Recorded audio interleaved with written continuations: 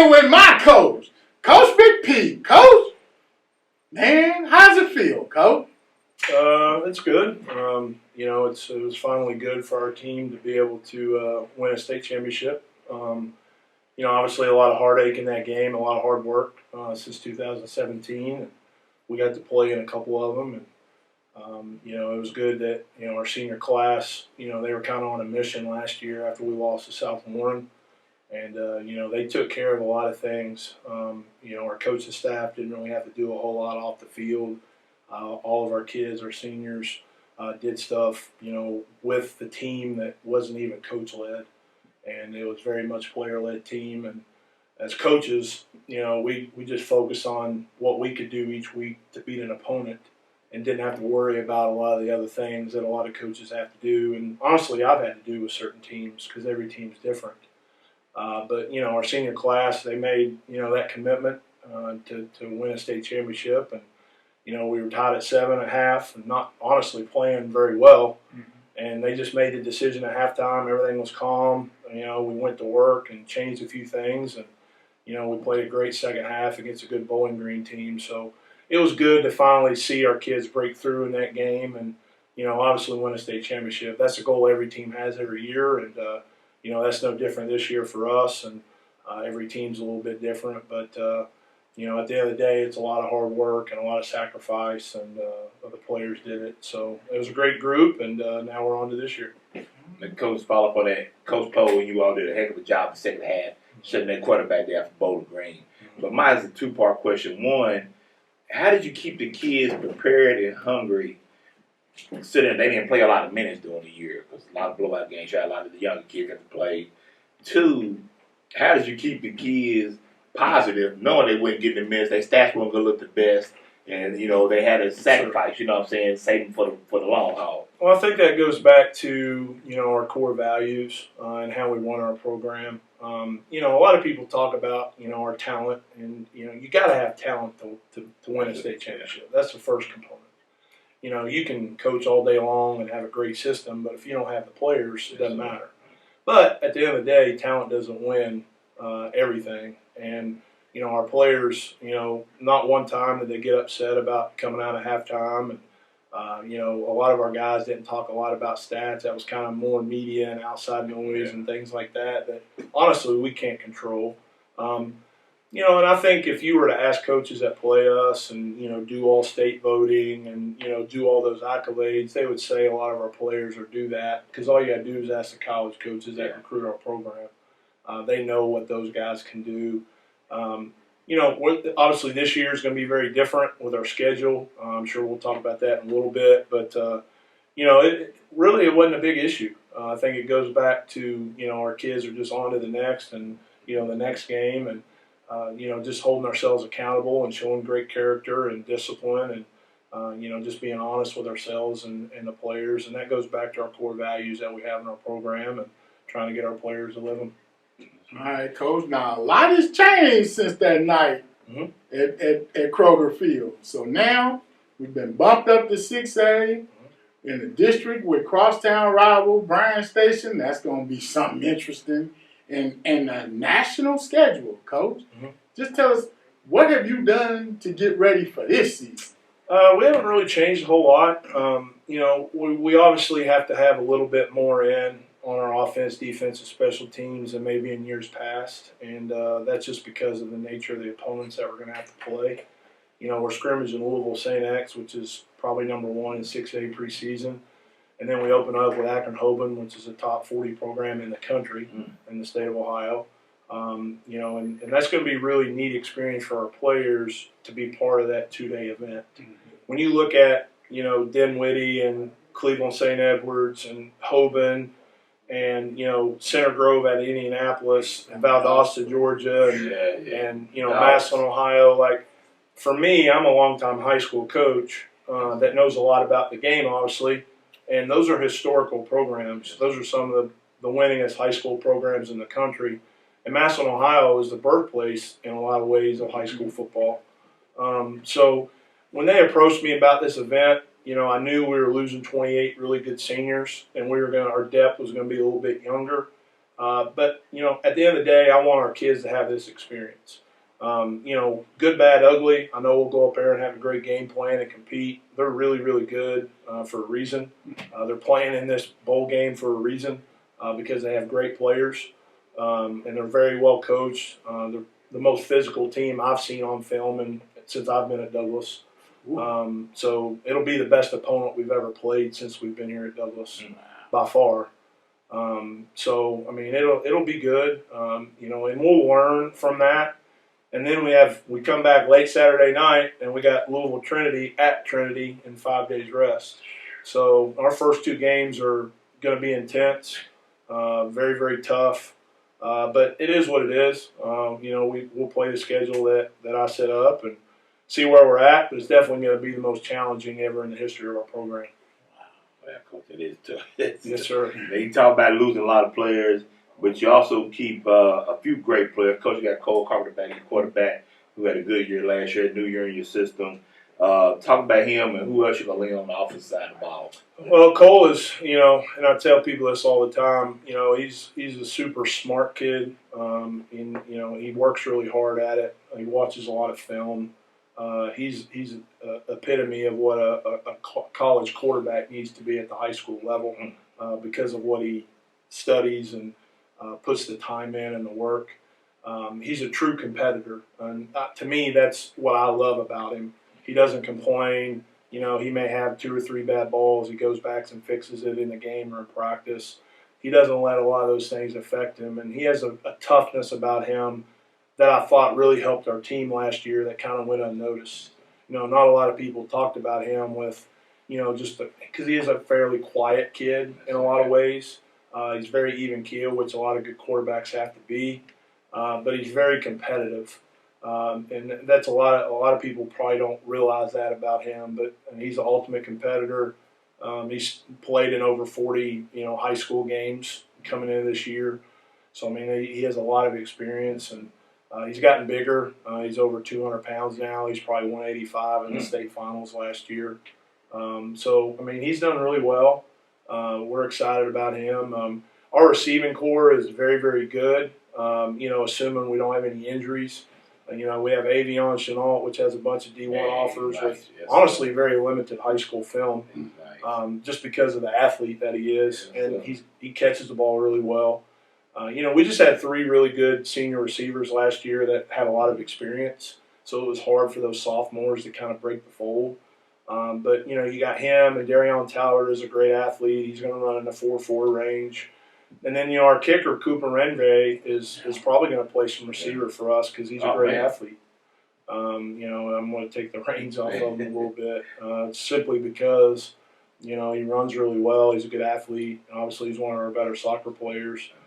So I imagine him. And then, running back-wise, we're a little thin. We graduated 3 really good senior running backs with TJ and, Davon Hart and obviously Ty flipped over and did that. So I'm curious to see who emerges. We have 2 really good incoming freshman tailbacks I've been very impressed with. The younger Dakari Talbert and Jeremiah Turner from Crawford. Whenever they're ready to go, we'll know. But athletically, they're really good. So we'll see. And then we got Tate Allen. That was our freshman freshman offensive player of the year last year. And Farrell Watts was our backup to those 3 major guys last year. He's coming off a little bit of a knee injury. We're hopeful to have him back in that September range. So he's going to miss the first couple of games. He got his knee banged up in spring. So hopefully he'll be ready for the stretch run. But, I think we'll be fine. If we have a really good offensive line coming back, with D'Amico and Zuri and we have Jalen Johnson, and we have Braden Carpenter, and we have Isaac Light. We have like 7 or 8 guys that played a lot last year. I think our offense will be okay. It'll obviously be predicated on how those skill guys grow up, especially against the opponents that we're going to play. Now, talking about you lose a lot on defense. Sure. And I think that was the strength of this team last year. Absolutely. What is the one thing that's kind of keeping you up as you get ready for this season and the schedule? I mean, obviously the schedule is tough, you know, and I tell our players and our families and really our community, to me, this is a different era of Douglas football.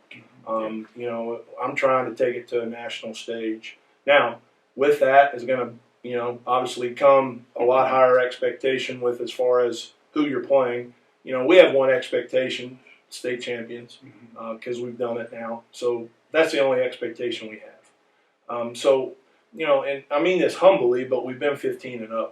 Yeah. You know, so like, what are we going to do with these types of national opponents? I'm curious to see.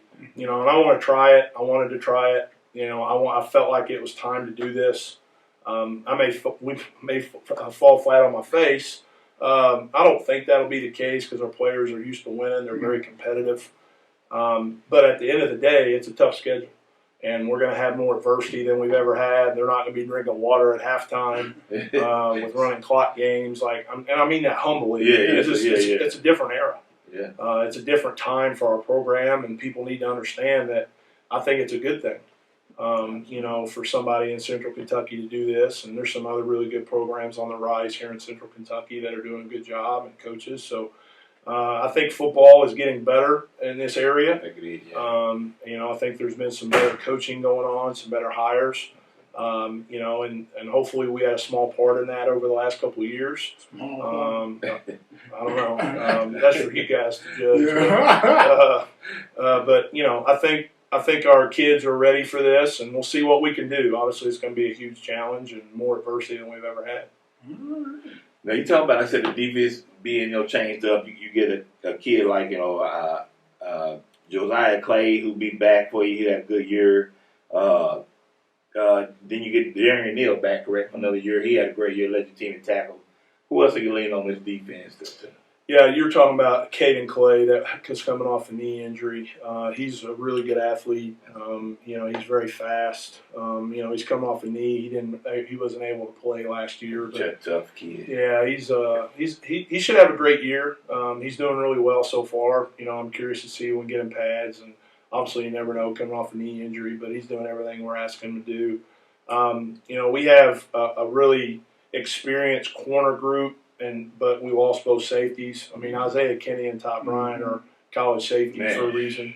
You know, Kenny's going to Finley, and he's probably going to play as a freshman from all indications that I've got from their staff. And Finley's a really good D2 school. And then obviously Ty is doing really well at UK. So, you know, I'm curious to see kind of what that looks like. And, you know, we have a lot of bodies as DBs that are good athletes, but kind of who emerges through camp. And, you know, and I'm all about depth because we are going to get banged up with the schedule that we're playing. So right now I'm all about, like, we're two-spotting everything that we're doing. And what I mean by that is we're going ones, twos at the same time, going the opposite field way. We're doing that with a lot of drills because we have so many kids, and to build depth because we're going to need a lot of depth with the schedule we're going to play and the physicality of those opponents. So just continue to build depth through camp. But, you know, last year was a once, and I tell Coach Poe this all the time, you know, personnel-wise, that's a once-in-20-year lifetime. You know, you were great at all three levels. Absolutely. You know, and you had big guys up front. You had really good linebackers, and you obviously were really good on the back end with Terrion Lowe, Ty, and Kenny. You know, anytime you give up 5 points a game, you know, that's incredible. That's historical. So, you know, defensively is always going to be our calling card. Number one is play great defense. Number two is be really good at special teams. And number three is be able to run the ball. We'll do whatever we need to win the game. But that's always going to be our components of winning here at Douglas is those three things. And I don't anticipate that changing. Obviously, we're going to be different. We're going to be smaller on the D-line but quicker. We're not going to have Harkless and Hand, which are 300-pound guys. D1 guys. Yeah, D1 guys. So, you know, we're not going to have those guys. We have some talented guys, but not those. All right, Coach, we just going to flash up the schedule real quick. I know you got the two big games, the big national games. And, yeah, like you say, they're great and they're fun to have. But really it comes down to those last few games, the last district games, those and the three. playoffs. Sure. How do you keep them focused on that? I mean, it's a journey. You know, it's week to week. I don't think one game compounds the next. So we'll focus on Hoban and then move to Trinity, and then we have a bye week. really our schedule sets up because we only have 9 games, so we have 2 bye weeks this year. So, really we go Hoban Trinity bye week, and then, after that we'll play Taste Creek at home. Then we're going to Corbin and opening up the new stadium, which will be turf. So there'll be everybody there down there. I mean, all the old guard of Corbin. We all know what you're going with there. So, everybody will be there and rooting against us. Yeah. So that'd be a tough environment. Then we play Cathedral Indianapolis at home, which you guys would know more than me, but I can't think of a better opponent playing in Lexington in a long time. Yeah. I don't know. They're number 70, I think, in the country. Outside of like the Mobile. Some of those Ohio schools that maybe came down. And then we have a bye week, and then we get into those 3 district games, which is really in the state of Kentucky what you got to win with a really good Bronze Station team. They got a really good senior class. Obviously, Madison Central and GRC much improved. They all 3 have great coaches. And then we're finishing with Boyle again at home. And then we get into the playoffs. So there's not a lot of breaks, but again, I think this is a new era for our program, and we're excited to see what we can do. Is this district probably the toughest district you've been in? I know you had Scott County for years. Y'all went back and forth. But this seems like a pretty good district. I know they haven't been to beat you yet, but that Bryan Station game coming with such a little bit of a rivalry, in a way. Even though I think it's good. They got really good players. Coach Hawkins is an excellent coach, and he rooted against us, right? I'm talking about that's his way of saying. You got Madison Central too, Coach. You got Madison Central there. You got GRC, which is good. Don't fall for it, Coach. Don't fall for it. It's like I said, I'm just glad football is getting more competitive, and that's going to be really good. And Coach Jericho and Coach Blair do a good job with their programs at Madison Central and GRC, and they got some really good players. So we'll see. And like I said, there's not many breaks in that schedule, and we'll see what we can do. Coach B, you got anything else for my coach? Hey, now I'm going to say, as Coach McPeek, probably the most humblest guy I've ever met to be as good as this team has been over the last few years. The first state champion we had in the city of Lexington, LCA. Definitely first public school since Henry Clay back in the 80s. So what you've done with this school and with this program has been remarkable. I know you're a bad guy, but heavy is the head and wears the crown, so just keep smiling and keep moving tail, Coach. Appreciate you. Thank you guys for what you do for the Central Kentucky kids and everybody else.